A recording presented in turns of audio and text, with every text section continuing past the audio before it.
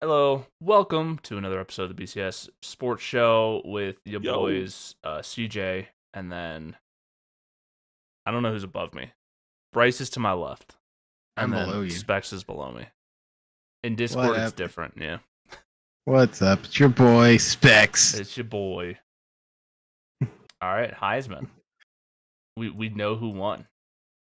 Travis Hunter. Travis Hunter. Let's go. The Buffs have a second Heisman winner.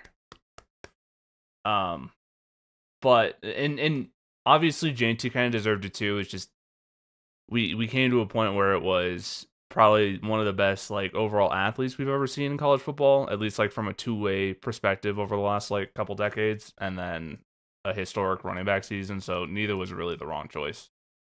Because I know, I mean, ultimately, it came Yeah. down to a popularity contest, and Genty has a way better, or not Genty, Hunter has a way better social media team. oh, I don't pushing disagree. his- Yeah, I his think stuff. that's true. Yes, I mean, and 100%. not again, Not to go against over him. multiple weeks. Yeah, It's like you just said, both deserved it. It's not a matter of, oh, Genty got completely robbed. It's more just a matter of, I personally thought Genty was the most deserving of it because he had a historical season, whereas on both ends of the ball, I thought that Hunter had a great season. And then I do I get you can convince, like I said before we started, was I on both sides of the ball he was you can convince me he was deserving of the Heisman in that way because being great on both sides of the ball. Now, the issue I told you about before the podcast that I took was that he basically swept 3 awards that he could sweep. He got the Defensive Player of the Year, the Wide receiver of the Year, and then the Heisman, and I don't think he should have been. At the very least, he should not have been the Wide Receiver of the Year. Not over Nash. Nash had the Triple Crown, had the most, I think it was yards per reception, and I forgot the other stat is. Yeah, he had the most catches, yards, and touchdowns. All three. So he's the statistical leader in every category, and it's like, I don't know. I mean, I get it. I get I don't know. I understand. I think that again comes down to, Hunter plays for Deion Sanders and for in a Big 12 school, and so he's gonna get more Are you saying popularity. Are you saying that a guy who plays for a coach that came out of Azusa Pacific University isn't the same as Deion? How dare you? I think part of it too is, like you said, the conference. The Mountain West is fine, but it's not as good as the Big 12, right? So I think that plays a part of it. And yeah, I mean, while Nash did lead the country in all 3 categories, Hunter was right there in all of them. Like, he played 1 less game, had 12 less receptions, 100 and something yards, and 2 less touchdowns. So, to me, if you're looking at per game averages, I think they're probably about the same. I'm assuming, I don't know, did Nash even miss a game? He did not. Okay. And Hunter missed one. I think the other thing though, my second choice wouldn't even have been Hunter. My second choice would have been McMillan from Arizona. Because McMillan basically willed Arizona to a couple different wins, but that's just me. I feel like Nash should have won it, and I thought, yeah, I thought the wrong decision was made there, but it's also understandable, or not understandable. It's also predictable that it happened because he's the way more popular candidate in that way. He's consensus top first round pick kind of guy. Yeah, he's consensus top 3 pick at this point. And I understand, yeah, he did have the better counting stats, and you also have to think at least they didn't pick someone way out of left field. If Hunter wasn't even close to the same statistical level as these other guys, then yeah, it's a crazy pick. But at least you can make the argument, right? Because they're very similar in terms of how they played all year at wide receiver. And I think, defensive back, a similar thing. But yeah, I don't have an argument against Nick Nash winning. I think he was one of the finalists, and yeah, you're right. It probably comes down to being a semi-popularity contest, because what school is on national TV every single week? Colorado was. They're Well, I they mean, Fox almost every week. when they were on, even when what was San Jose State, right? That's who he played for. Yeah, Nick Nash. Nash. Even when they are on national TV or whatever, they're on CBS Sports. Right. Yeah, it's not. That's who the Mountain West deal with is, and it was terrible. The BYU played Wyoming early in the season, and I was like, "This is worse than watching it on ESPN Plus." Like, you didn't experience the Pac-12 network, let me tell you. CBS Sports was. Well, you know what was funny though? Pac-12 network was way worse than all what that. was funny with ESPN Plus was, because this is Utah's first year in the Big 12. Right. As you know, as with Colorado and those, and what was funny was, I can't remember who Utah's first game was, but it was like one of those like throwaway games. Maybe it's Houston or something. But they played like an early game on ESPN Plus because that's who the Big 12 like a lot of their non like a lot of the games that aren't really sell well on TV. They just go straight to ESPN Plus, and I'm like sitting here like I like it because maybe it's just because I got the bundle, like because I'm going to get Hulu, I'm going to get Disney Plus, so it's like might as well throw in that extra $1 and get an ESPN Plus. Yeah. I was like, how much is it nowadays? I mean, I think for the bundle... Is it 25? With regular, yeah, it's like $20, $25 or something. Right now I have it with live TV, so it's like $100-something. Yeah. But I think it's fine. Like, yeah, sometimes the camera works a little shoddy because you're having some of the local, like, university people do it. So it's not as, like, big of a production as ESPN would put into it. Like their standard people. But it's still like, I still think it's good. And like when they were like, Pac-12 network was so much better, I miss the Pac-12 network. I'm like, first of all, the Pac-12 network wasn't that great, and you had to have very specific cable channels for it. Yeah, it was a pain to get. You get $20 a month, and you're at least getting Disney Plus and Hulu out of it. Like, yeah, I don't know.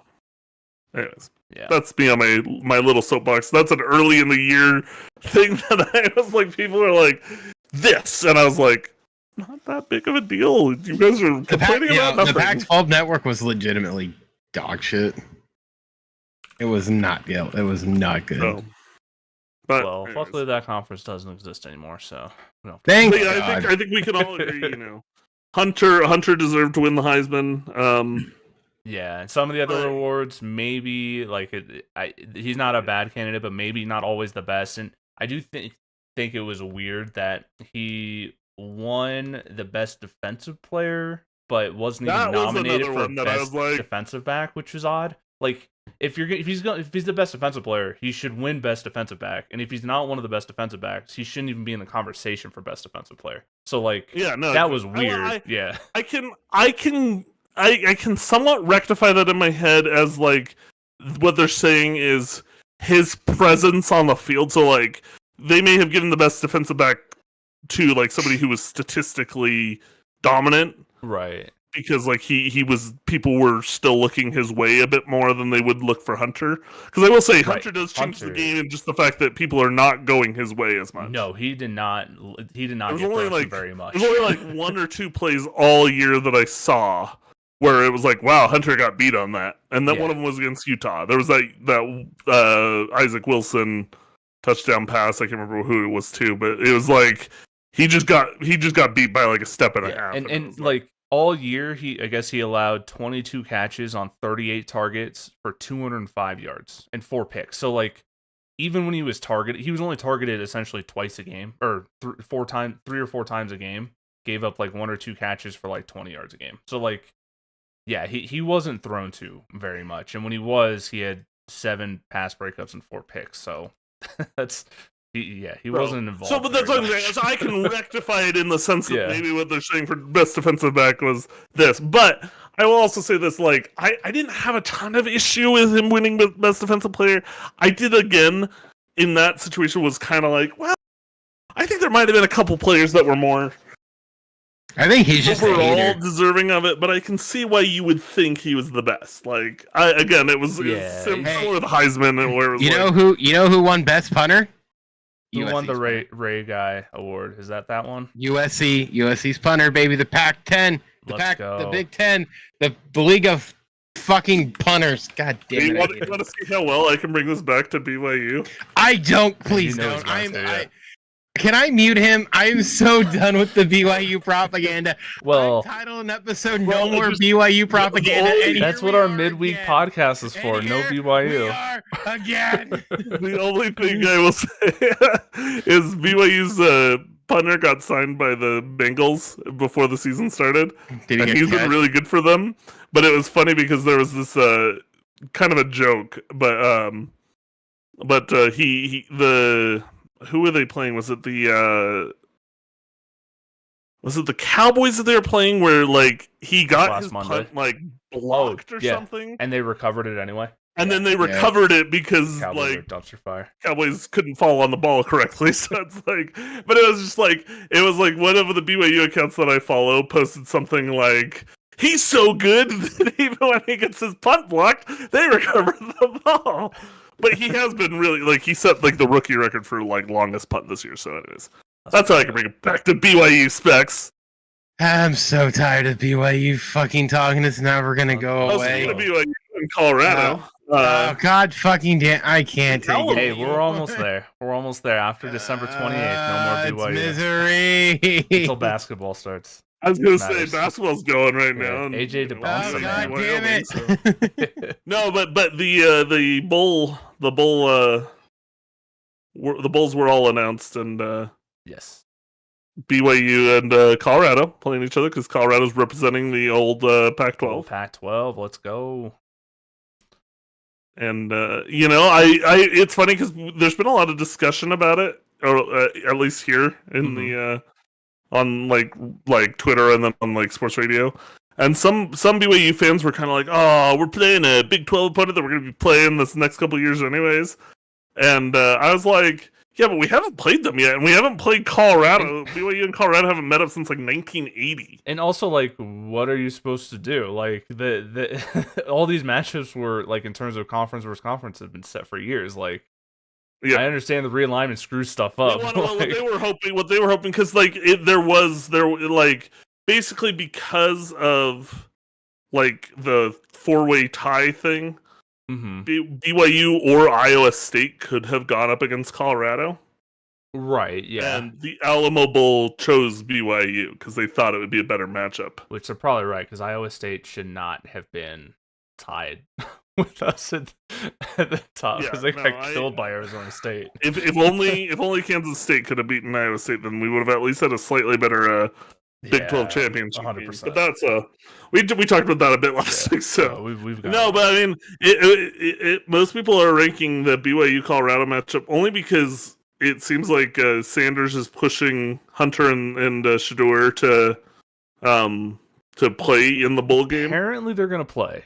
And I don't agree. Will probably motivate BYU's best players to suit up and play too. Mm-hmm. Even the ones who might be like going to the NFL or whatever might normally think about taking a break, because some of the because for BYU, for some of their like borderline draft guys, if Shedeur and Hunter play, then it's a chance for them to put up some film on the first round guys to say, hey, look, we were pretty good in this bowl game against, two guys that were taken in the first round. And so then maybe some teams in later rounds look at them and say, yeah, okay, they were pretty good. Right. That's just like that's the idea. And so I think if that all does come together, it will be the best non-conference or college football playoff game. Like assuming that Shedeur and Travis Hunter play, personally, I don't think they should. Like, if you're a pretty much guaranteed top 5 or 10 pick like they are, I don't know why you would risk the injury. Like, I get Deion would push him, but like to me that just seems like a bad business decision. But yeah, no. Assuming those two play, it'll be a really good game. Maybe it'll be more of a like a snap count kind of thing. Maybe, but to me, it's like if you're gonna play, why would you just do. Why would you even, if you're gonna do a snap count, why even play? You know what I'm saying? Like, I understand if it's like a blowout, sure, take them out, and that makes total sense. But like, yeah, that just seems odd. I don't know. I totally still am not expecting them to play. Like, to me, I don't think that's the right decision given where they can only hurt themselves in terms of draft stock. They can't help themselves. Whereas like a guy that, is a potential like third or fourth round pick, then yeah, play because it can help your draft stock maybe. But I don't know. If they play, I hope they play, but I don't think they should. It'll make a way more interesting game if they do. 1,000%. If they don't play, Colorado's going to get killed. So, like, I don't even know who our backup quarterback is. That's where we're at. They'll just have Shiloh come in and play. I'm just kidding. I mean, I think he'll still play. I don't know if he's going to be in the NFL, so. You never know. Maybe. I mean, I was going to say, I know Dion's doing everything he can to get he's Shiloh trying into the NFL. He's trying. It just feels like a LiAngelo Ball amount of type talent of situation. That I just don't know that Shiloh has. Well, and also he is the old school hard hitting safety, which nowadays means he makes stupid decisions. Because I think there were at least 2 games this year where he got targeting penalties, or was very close to some targeting penalties. So, yeah, I don't know. In the old NFL, he might have been highly thought of, but exactly, yeah. Nowadays, it's like I don't know if he really has the coverage skills needed for a safety, So, all right. Anyways, I guess do we want to talk your USC A&M bowl? I want him to lose so that Lincoln Riley gets fired. That sounds great. I mean, your Miller Moss isn't playing because he's already good. transferred Miller to Moss, Louisville. get the fuck out of. Yeah, good for him. He's gonna get his ass kicked to Louisville because he's a piece of shit. Yeah. Well, it's funny. I don't care. I was out for dinner last night, and we went to this restaurant, and on one of the screens they had the Idaho Montana State game. Okay. And then on the screen next to our table, like the one that I'd have to turn my head to see, it was USC versus Louisville from last year's bowl game. Oh, and really? I was like, oh man, how far they've fallen because they dominated Louisville in that bowl last year. And but then I was also sitting there because my wife was like, "Oh, look, USC's playing," and I was like, "Oh no, they're not," because USC would not be dominating Louisville this year, nor would Louisville be ranked 15 this year. Right. So I've been thinking about this the last couple days now that the transfer portal and stuff is opened and all that stuff. Why in the hell is the transfer portal open now and not a month from now? They were talking about that because didn't Marshall have to pull out of the bowl? Yeah, Marshall pulled out because so many guys transferred because their coach left. So many guys. Yeah, somebody was saying maybe they open it after bowls the 28th or something. I just don't understand the bowl games play. Yeah, I don't understand, and this goes for other sports too, but it doesn't happen nearly as much. It's mostly with the coaches in other sports.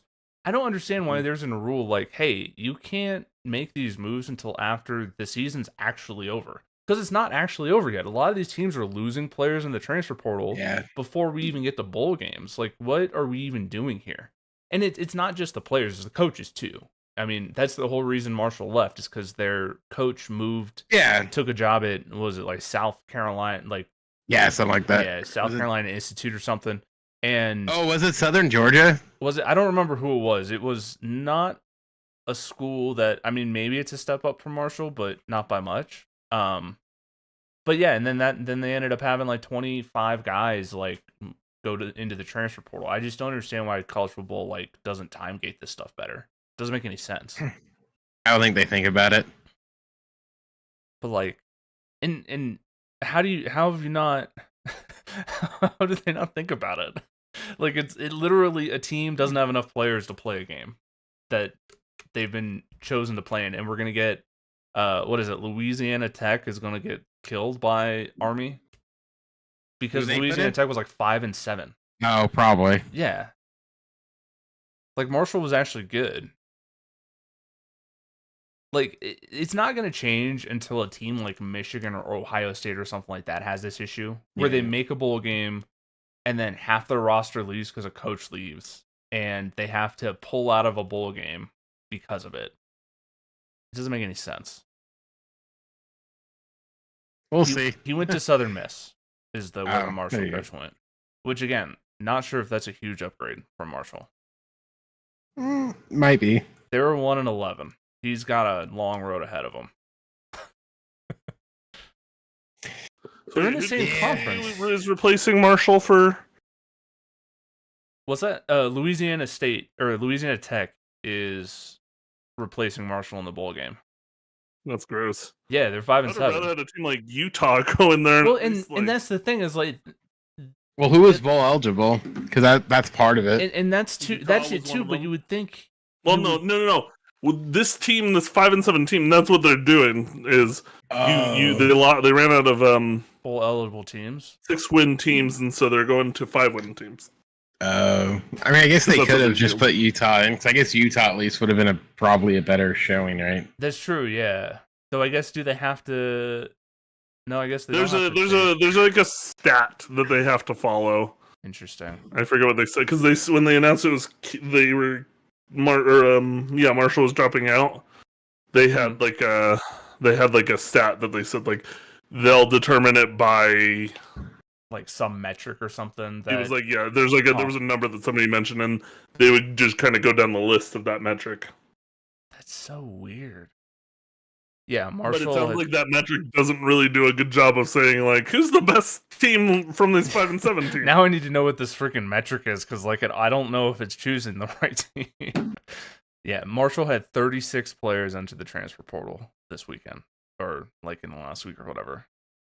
So yeah, this is so dumb that it's not. And just wait until January 12th. Like I don't understand why they're doing this now. And NCAA APR scores. Oh, there you go. Our scores. So wait, there's no way you like the AARP. What are we doing here?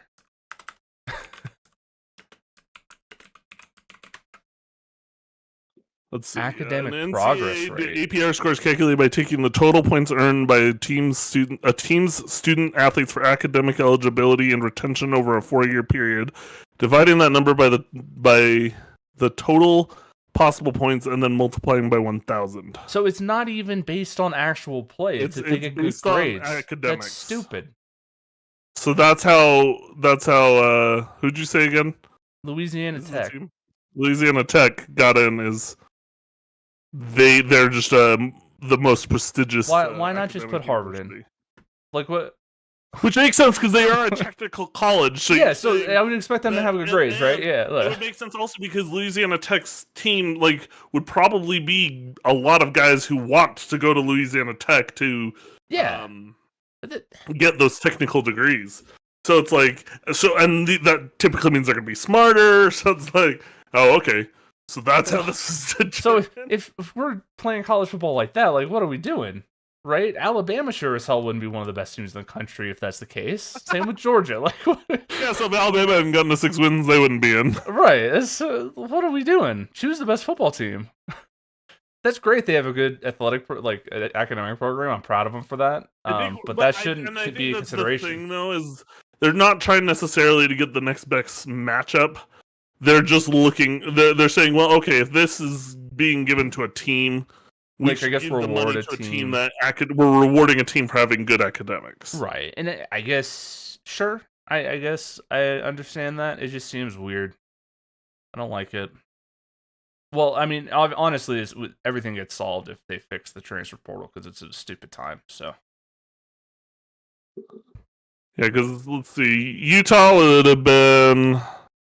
Oh, did UCF? What was UCF's final record? Were they 5-7 too?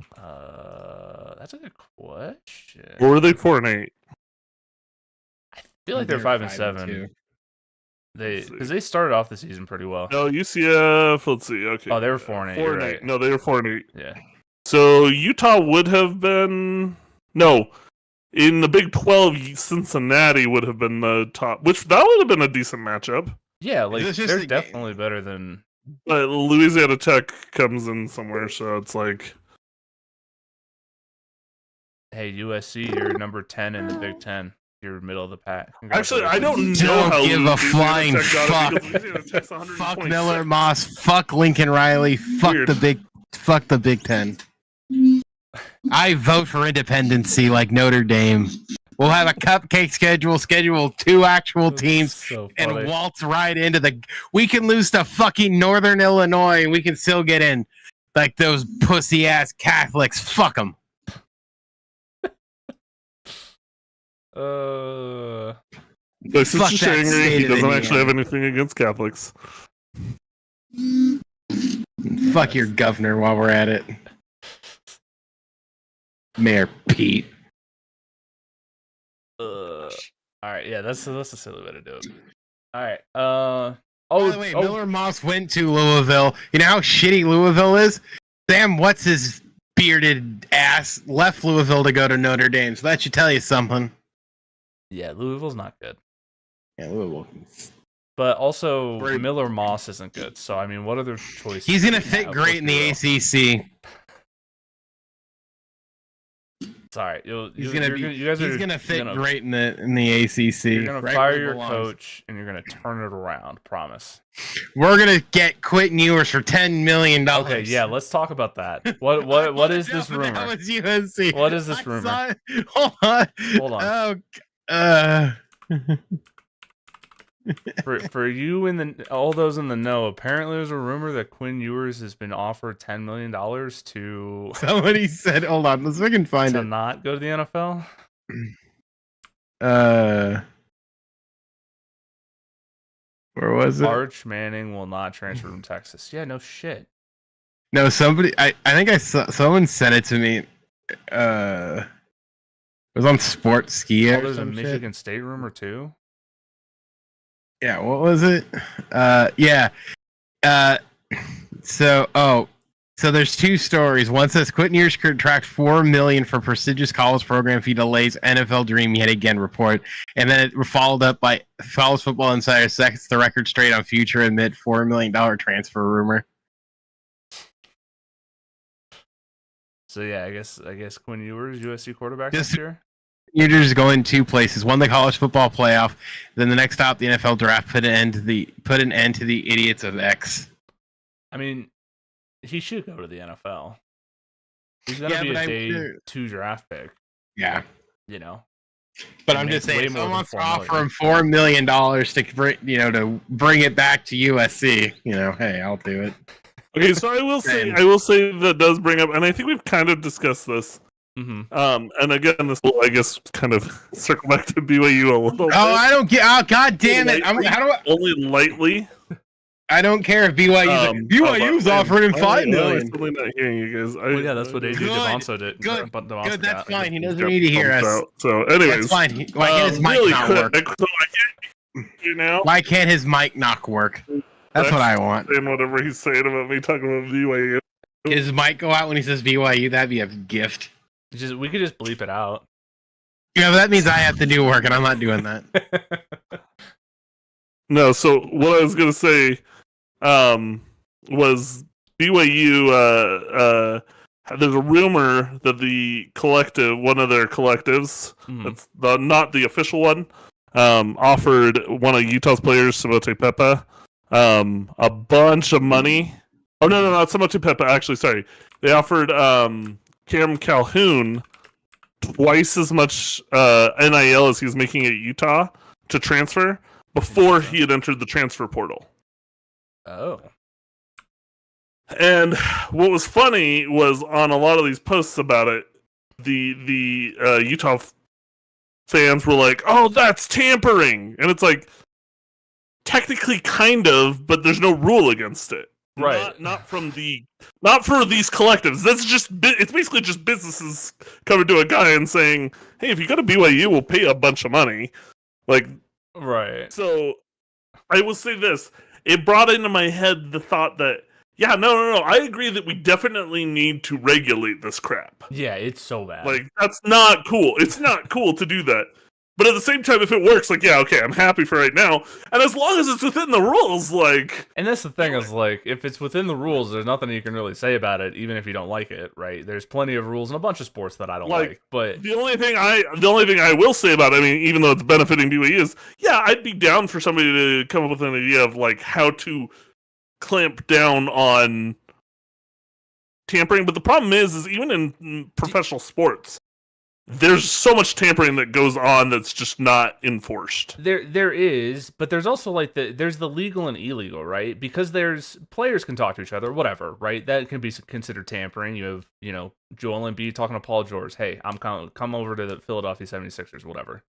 But it also means that there's the illegal tampering where the GMs, coaches, those types of guys can't try to like push a player towards their team or whatever. So like honestly, they need to, if they're going to crack down, you can't do anything about the players. You need to crack down on all of these other like boosters, collectives, businesses, athletic directors, officers, coaches, stuff like that. Yeah, like and it may be something where the program has no idea, right? And maybe I guess then you could use it in a bad way where, business A talks to a player when they're not supposed to, punishes BYU, right? Even if BYU isn't in the know.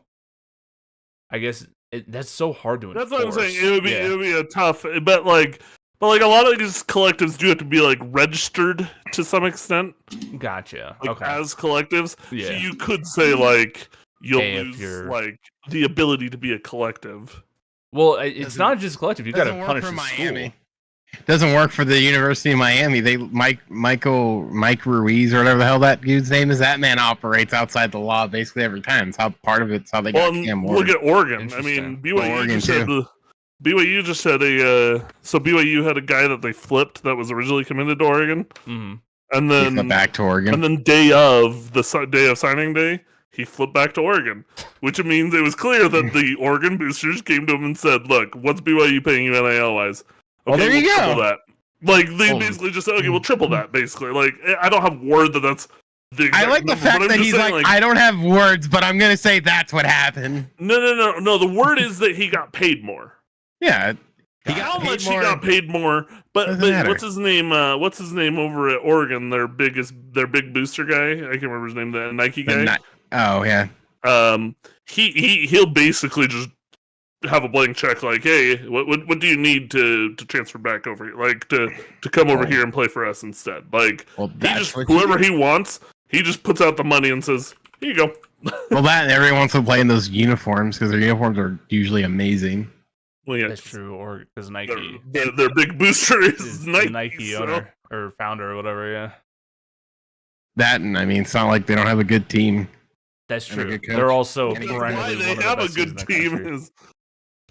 I will say this: I do appreciate. There's a lot of shit talking going on from someone who's from a BYU guy hating on everyone else. I'm not hating on everyone else. I'm just saying that's clearly what happened. So I'm saying. Like, it's benefiting BYU in a lot of ways, but it's also like you got the number one basketball group because of it. What does it matter?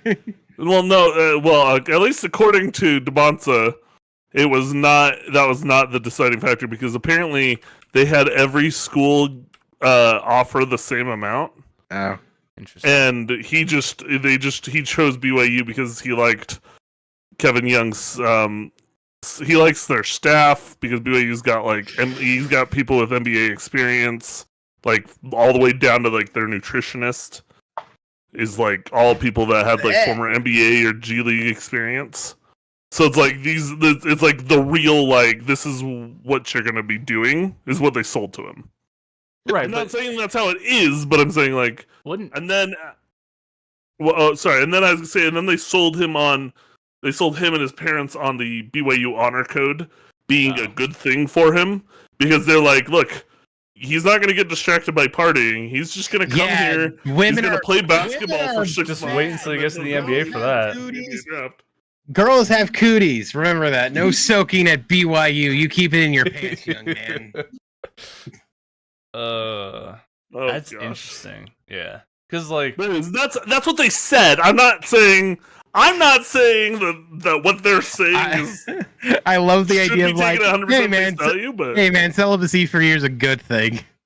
You'll have plenty of women in the NBA. It's also just like you're not allowed like alcohol on campus and like jokes on him. Utah's full of blonde women, the kryptonite. Thing is though, like he's gonna be a first round pick. like He's gonna come to the in the Lakers, lottery, don't worry, right? It's gonna be great. So like, probably no, like one-on-one. he'll be on campus right for now, like 4 months. Right now, he's projected to be the number Yeah. 1 pick in next year's draft. Oh, Spects Right. here. Yeah, I know. Like You went stupid small. hockeys. Yeah, but so like, I guess I don't know. That just seems one. Pretty much every school would have all of that stuff outside of the no alcohol thing, right? Like in terms of the coaching staff with NBA experience, the G League experience, like most of them have an honor code, but does anyone actually follow it? BYU might be the only school that actually follows it. Yeah, I went to a Christian school and we didn't even they said it and we signed it, but no one actually. To be fair, I don't think I remember ever signing an honor code. They don't. I also went to a nerdy school, so that wasn't as much of a worry. So they never did. Nerds So aren't gonna do I anything do honestly debaucherous. think he just of course created not. a good relationship with.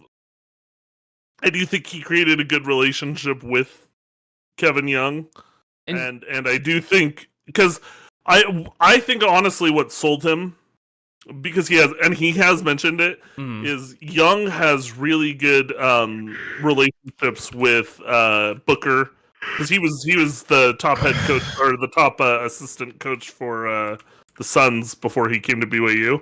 Right. So he has really good relationships with Booker and Durant and Chris Paul and Joel Embiid, because he used to be 76ers assistant.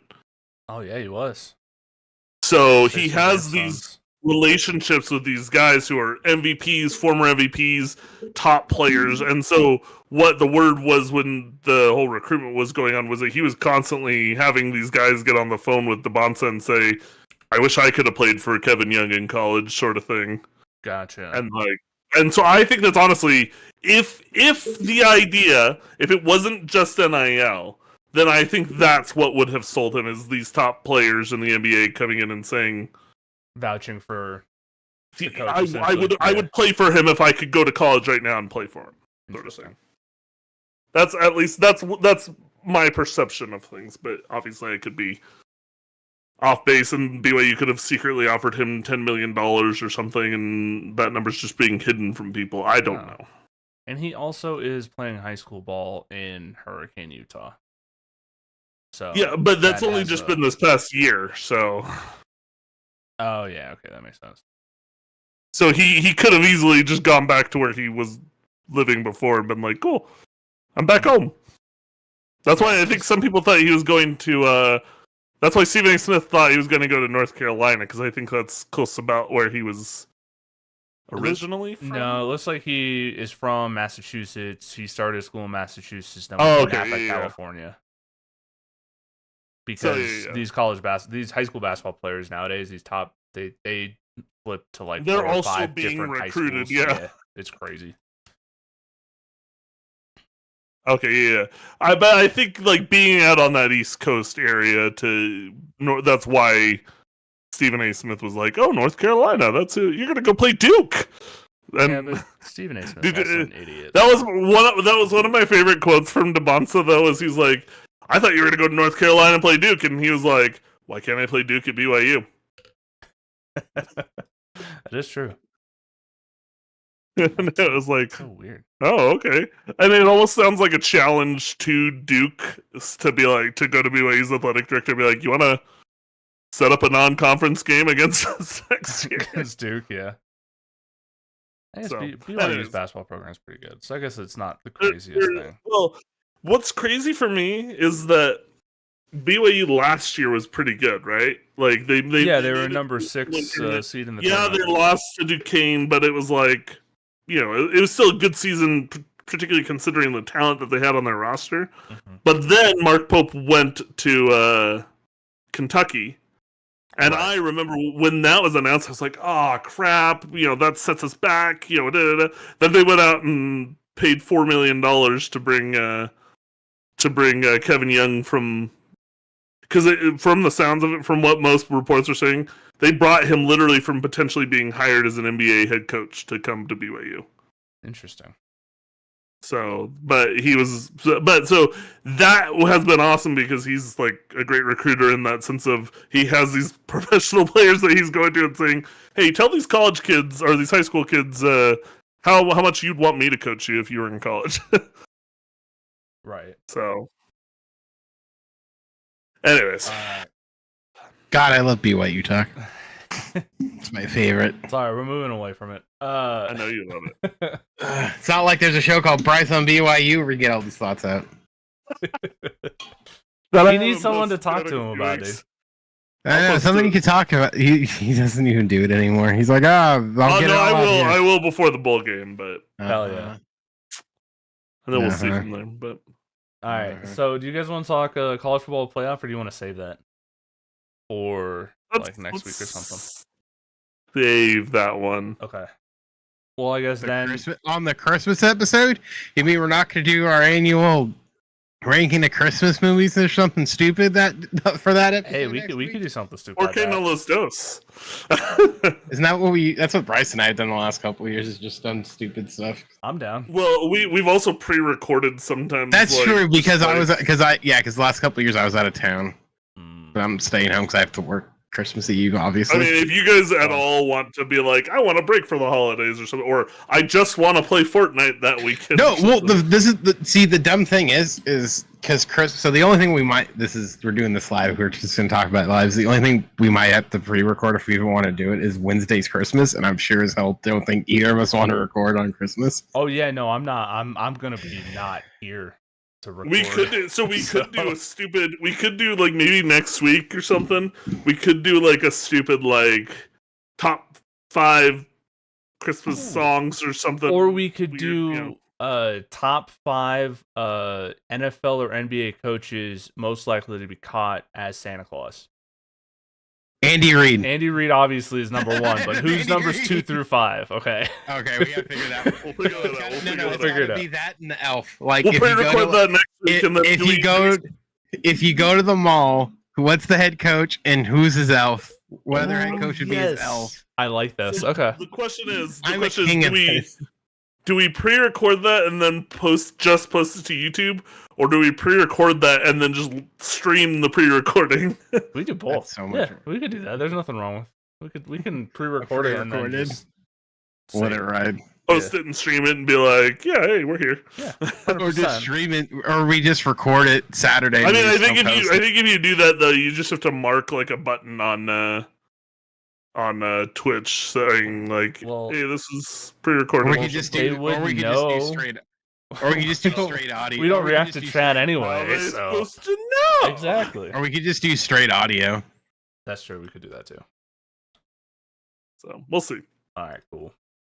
All right. I guess do we want to talk any NBA stuff? Because I know there's been 1 or 2 NBA trades. One of them doesn't matter, but one might have a little bit of significance. Because tomorrow, a bunch of essentially like 80% of the NBA is eligible to be traded tomorrow, and they already have Dennis Schroeder going to the Warriors. I saw that. Yeah. Does that really do anything? I mean, I think it's good for the Warriors. They right now are running a 12-man rotation with a lot of young guys. They need another guard, especially after losing Klay Thompson. They need another someone next to Steph Curry, which Dennis Schroeder will do and give him a bunch of defense. That's my question though. Schroeder, when he came to the Lakers, they kind of broke him down a little bit because he couldn't play his exact position. Will he be able to play his exact position? Because part of the reason he's so good now is because he is like kind of one of their main points. I think it might. I think with the Warriors it'll work out because Steph Curry is so good as an off-ball player. You play Steph Curry at the shooting guard. Sure. Steph Curry isn't a point guard that has to have the ball in his hands all the time to be effective, like a lot of other guys. So I actually think it makes a lot of sense for Golden State, because I think he can play with Steph, and obviously he's going to help their defense a ton. And he's been good with Brooklyn, so Brooklyn's a dumpster fire. Yeah. So I'm just surprised they can trade for Dennis Schroeder because basically every trade, they're like, that doesn't work. That is true. I mean, I guess what is Dennis Schroeder's salary? It's easy. It makes it easier to work with when the salary's super low. Plus, they lost Klay, so they took that off the books. When he was at the Lakers, I think he earned back to getting. Not have to look. Because he came back to the Lakers, last year or the year before, right? It was in 2 years ago, 2022-23 season. I thought he had 2 little stints with the Lakers. Oh yeah, 2021 and then 2022. Oh yeah. So right now his salary is He had that year where he 13 bet million. on himself because he told the Lakers, "Oh, I want this big bag," and then the Lakers were like, "Fine, go get it somewhere else." Nowhere else gave it to him, and then but he came back to the Lakers, still wasn't making nearly as much as he wanted to. But then he played well for the Lakers that season, and I think he's between that and Toronto, he's been able to earn back like. Yeah, he signed a 2-year, $25 million contract last year. Toronto got traded to the Nets in the offseason. And then didn't they trade another player in that trade to make it more balanced? DeAnthony Melton is the guy the Warriors are sending over. And then other than that, I think it's 2 second-round picks to the Warriors, or 1 second-round pick to the Warriors, and then I think 2 or 3 back to the Nets. Although I guess I don't get the. Melton signed a 1-year, $12 million contract in the offseason. He signed that so the Warriors could trade him. I was gonna say I think that might the number matches up like perfectly. That might have been like, hey, if we need the numbers to match up, you want to make $12 million over here? Yeah, and he's like, hell yeah, because it's our mid-level exception, right? Because DeAnthony Melton, I don't think is really a $12 million player. No, he's not. He's definitely not.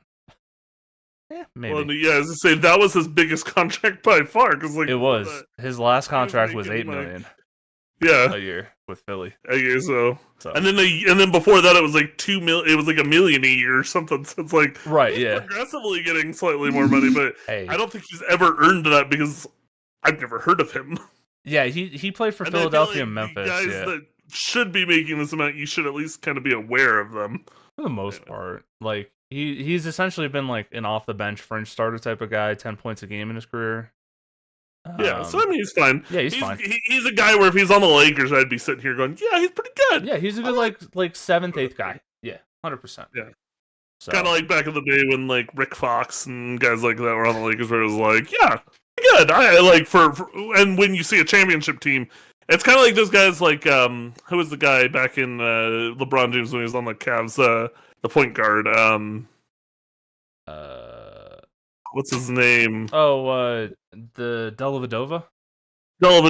Yeah. Who was like the Australian? Fine. Yeah. He's fine as a point guard, but because he was on a championship team with LeBron, he earned this huge contract because it was like, wow, look at him. But it's like, you look better because you're playing with LeBron in his prime. I was gonna say, I'm pretty sure the Milwaukee Bucks gave him a fat contract. Yeah, they gave him a $9 million contract after his first stint with the Cavaliers. So yeah, good for him. He got the bag. Ridiculous. Like if I ever could get one contract that was that much for a year, I'd be like, cool, I'm set for life. No, that's what I'm saying. Like if one of these teams, I could stretch $900 million out for like 30 years. You can stretch that the rest of your life easy. Yeah. No, like zero issues. Yeah.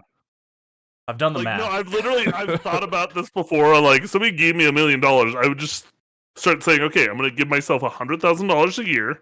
Mm-hmm. Well, the thing is invest some of that $100,000 and then use the rest of it on like living expenses. Yeah. So here's the finance. I've done the math. It's like $4 million at I think 6% interest, like dividend return from stocks.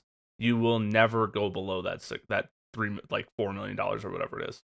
So like you can make it last forever as long as you're not dumb, basically. I mean, if you're really smart with it, you could even potentially make more and more and more. Yeah, and then... That's the thing. Yeah. So, and that's finance talk with the BCS Sports Show. Oh yeah, hell yeah. All right, I got nothing else. Same. Doing one. Okay. Yeah. We'll talk college football playoffs. BYU. I'm just kidding. Fuck no. I think Spects is out. I think we'll be back on. That was aggressive. I didn't mean to be that aggressive. I was like, that was aggressive. His hate for BYU. You know, he's going to become a Utah fan just because. You know what it is? I think I just. No, you'd become a BYU fan before you become a Utah fan. That is accurate. I will become a devout Mormon. BYU. I'll move to Salt Lake City. Dude, I've been trying to get you here, so I mean, I'll just come because I've been getting Utah. Okay, this is off the topic. I've been getting Utah like shorts and stuff now, and all it is people saying, "Yeah, I'm from Utah. Of course I'm blonde." And it's like, and some guy, it's like the stupid thing, and then it's just a guy getting on a plane, going, "Say less." And he's on a plane, just landing at the Utah Salt Lake International Airport, and I'm like, you know what? I feel that. All right, man, cool. We'll be back Wednesday then, with the normal half episode with me and Spects talking NFL probably, and then I was say I'll be able to watch you guys closely, but I'll be watching my kids, so I cannot can't participate. participate. All right, talk to you guys next week. Bye.